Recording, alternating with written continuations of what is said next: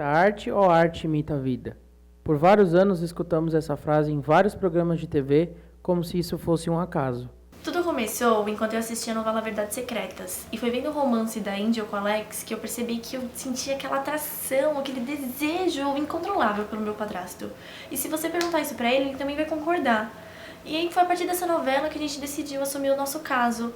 Só que infelizmente isso acabou chocando muito a minha mãe e o resto de toda a família. Isso é de conhecimento de qualquer funcionário da Globo. Existe todo um planejamento dentro da emissora para escolher o que o público irá seguir, fazer, copiar, como se vestir, jeito de falar, até dos estímulos das férias das famílias. É tudo muito organizado e planejado com muita antecedência, mais ou menos um ano. Eles chamam isso de a grade. E perguntamos em nosso site se mais alguém tinha algum caso semelhante. Para o nosso espanto, recebemos mais de 1000 relatos em cerca de 1h30. Os relatos vão desde pessoas que largaram tudo para tentarem se tornar um rei do gado, até de tentativas de clonagem. Eu não como, eu não durmo, eu até emagreci de tanto pensar nela. Só queria que ela me convidasse para o aniversário dela, mas ela nem me chamou.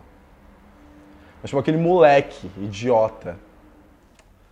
Raquel, não fode comigo, Raquel. Eu não tenho culpa, entendeu? Eu não tenho mais culpa, eu tenho medo mais. Tenho culpa que a sonsa monga lá caiu da escada. Você vai jogar puta caindo da escada. Eu queria matar. Eu queria que caísse da escada. Era a anta nordestina que ela podia cair assim da escada. Ai, gente, eu tô doidona. Você crazy. Investigamos na internet se alguém já havia notado esses casos e encontramos o psicólogo Leonel Macedo. A paleomelite persona imitatus televisius, que eu prefiro chamar de síndrome da novela, é uma realidade na sociedade brasileira. Só aqui no meu consultório tenho relatos e mais relatos de pessoas que vivem sua vida de acordo com os personagens das novelas. Eu já tive paciente que em casos mais graves, quando o personagem da novela que ele se identificava morreu, ficou parado na cama, estagnou sua vida até que a novela acabasse e só aí retomou sua vida normal. É um processo gradativo, em que a pessoa vai envolvendo-se com a trama e assume a ideia de tal modo que a sua vida passa a ser determinada pelo personagem que está na novela.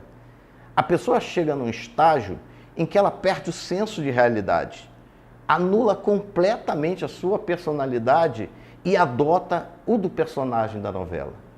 E isto não é uma casualidade. As novelas são escritas, pensadas, planejadas para causar esse efeito na população.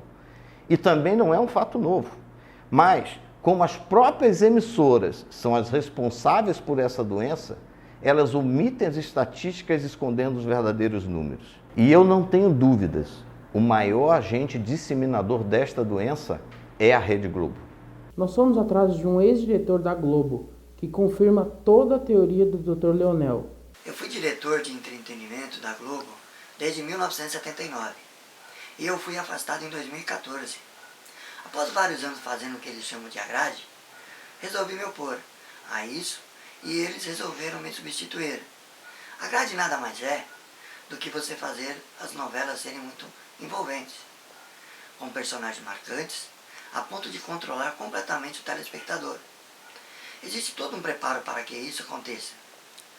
Todos os autores de novelas e suas equipes são treinados para criarem obras assim. Nem todas as novelas funcionam. Eu me lembro, por exemplo, no caso de Kubanacan, que foi um desastre. Não foi uma pessoa influenciada por essa novela. E o autor foi brutalmente castigado.